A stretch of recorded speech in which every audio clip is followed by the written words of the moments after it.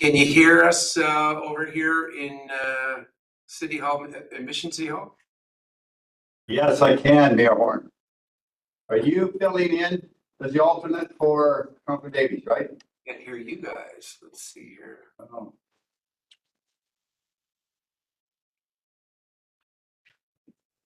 You may be muted there. I don't know, but it's fine. Oh, wait, no.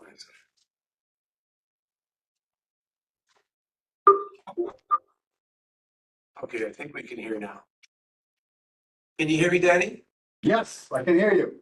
Excellent. We can hear you. Horn, I am here for Mark. Mark just gave me Okay, notice thank this morning that he couldn't be there. We're going to start.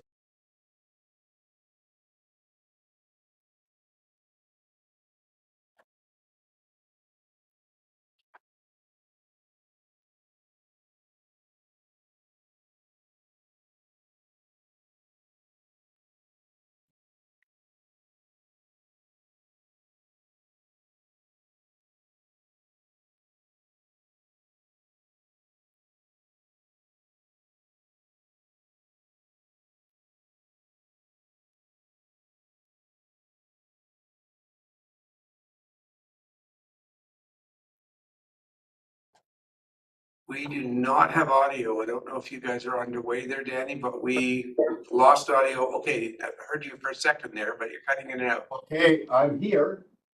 Perfect. We can hear you now. Can you? Yes. Thank So you got Mike and Paul here. Okay, thank you. I would like to call this meeting to order. I recognize we have a quorum where we are missing. I understand. I see Councilor Gibson here and Councilor Davies. Filling for Councilor Davies is the Mayor Horn. So I call the meeting to order. And with that, I think the first order is the adopted agenda for today, for January 30th, 2025. And I would move it. Seen by Councilor Hamilton, seen by Mayor Stevens, all in favor. Thank you. Second order of business, the adoption of the minutes from November 21st, 2024. Do we have any questions in the mover? Chair Plekas. Okay, Chair Plekas. go ahead, Mayor Horn, before I move. Thank you. I think the minutes for both meetings will need to be amended. They have me as absent. I'm the alternate. Councillor Hamilton was absent, not myself. So I don't think I was aware of that last time. So the minutes should reflect, I think, and I'll just say reserve the comment for closed as well. But I would ask that they be amended with that change. Okay, so we are asking for, before we have a mover, Councilor Hamilton, but before we move the minutes, you're saying we have an amendment to the minutes of both the open and closed for November 24th, that Mayor Horn wasn't present and Councilor Hamilton was not present at that time, both meetings. We have, with that amendment, we have a mover, Councilor Hamilton, second by Mayor Stevens. Thank you. All in favor with the amendment. To be clear, sorry, Danny, and I don't want to do this all meeting long, but I didn't hear that clearly. I'm not saying that I was present, just want it to be identified that the absent member was Councillor Hamilton, not myself. Okay. Thank That you. makes sense. Okay, yes. So recognized. Thank you. Okay, we moved those.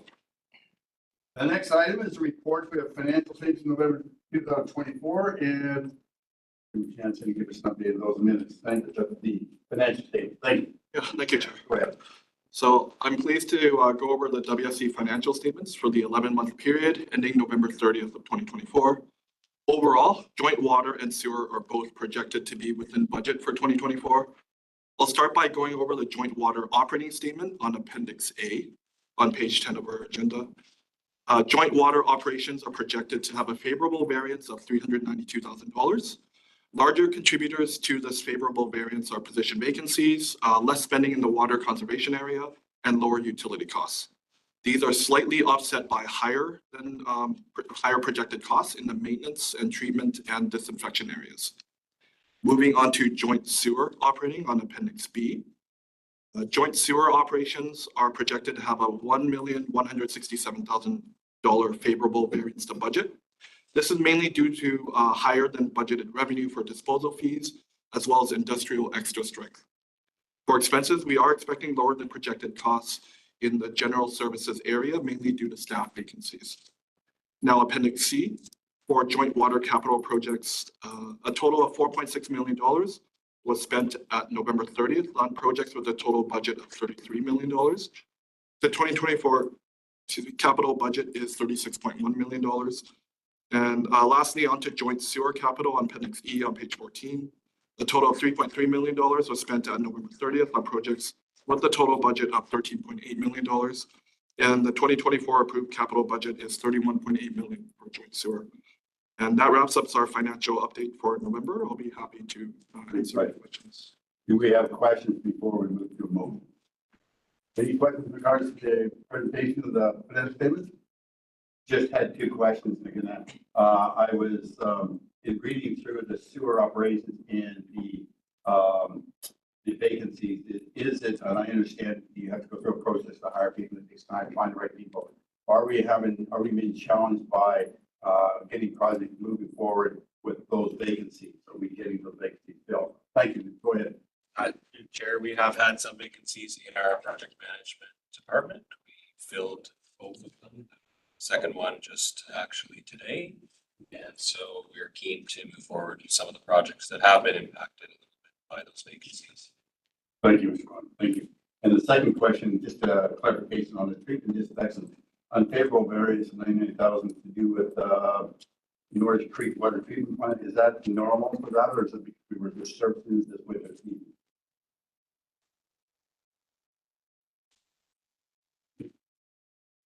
Are you supporting gas and ammonia? Is that normal?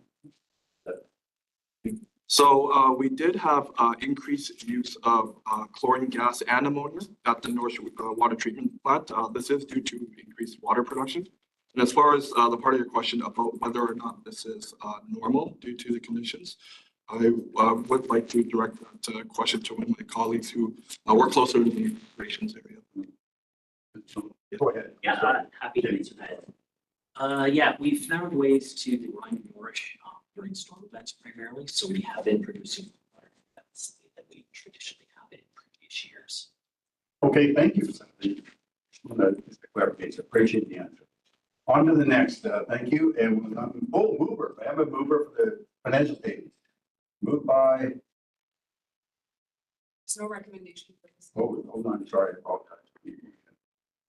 Apologize. Okay, thank you. Ted, on to the next report. Gene's plan bi-monthly report, and we'll have Jimmy Austin report. Chair.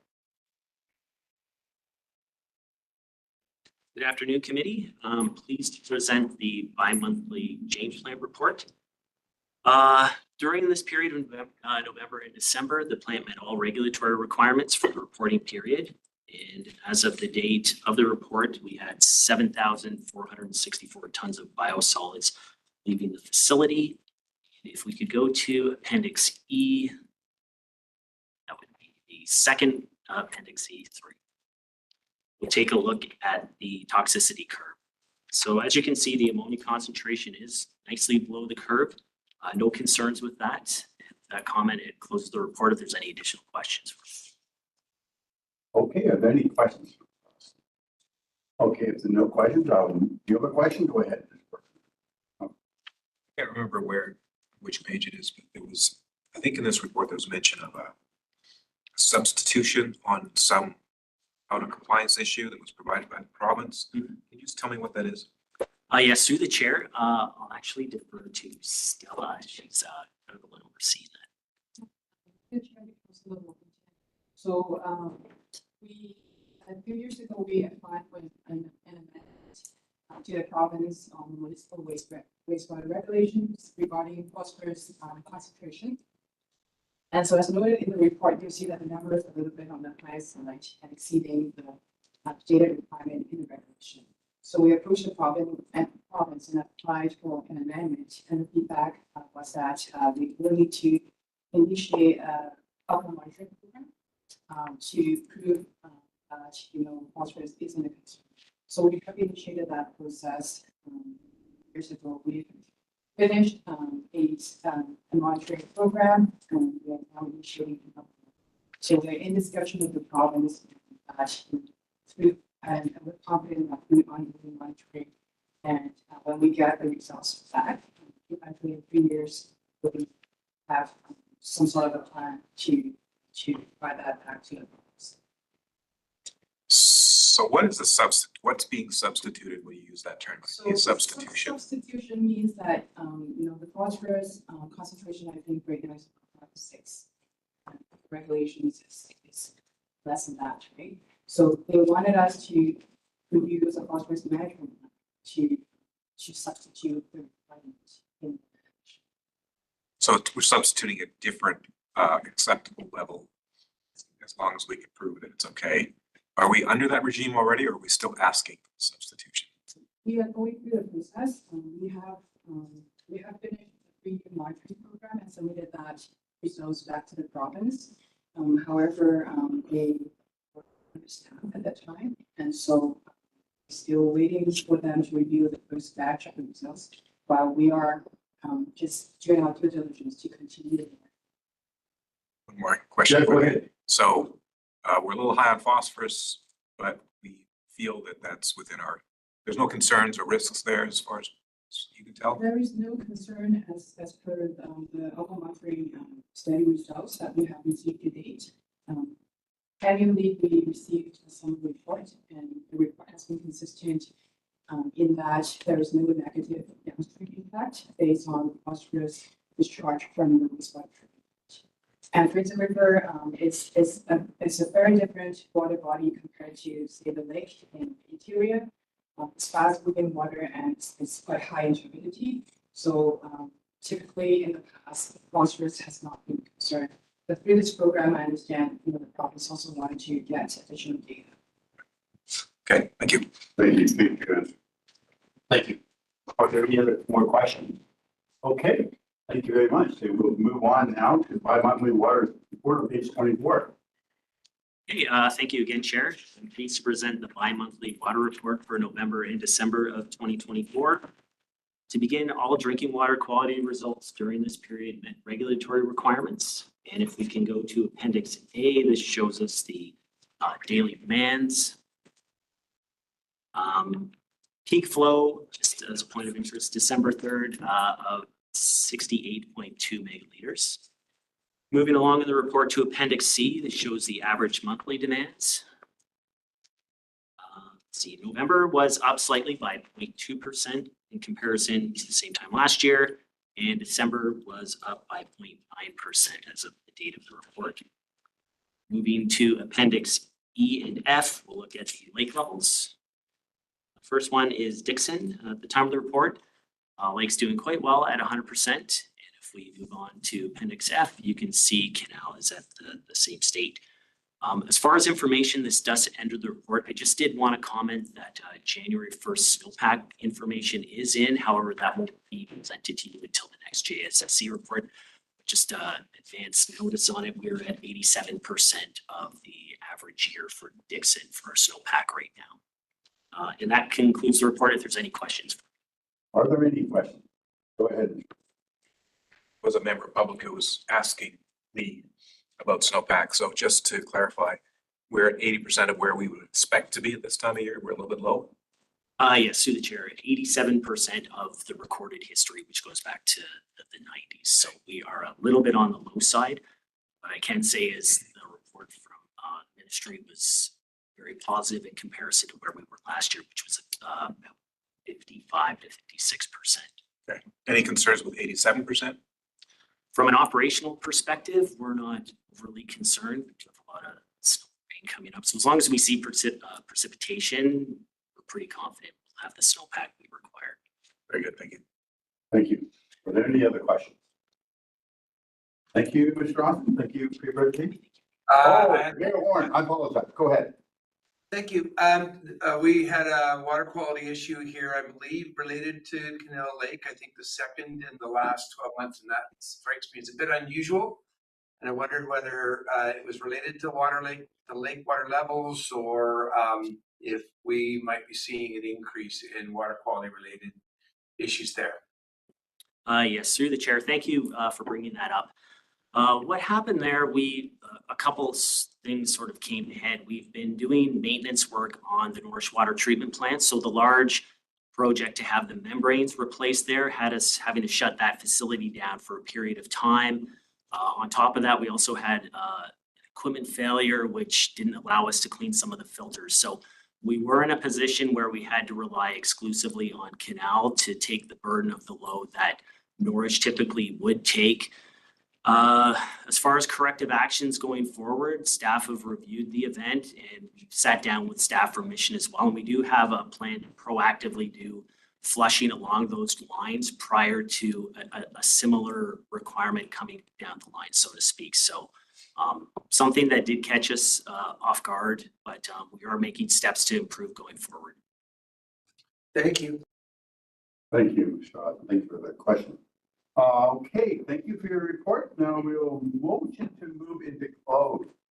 So the recommendations that the January 30th, 2025 Joint Service Committee meeting be posed to the public considering matter under 91K. So we'll move into close. A motion. I move it, please. Second, Mayor Stevens, all in favor. Okay, we'll give a minute or two before we go.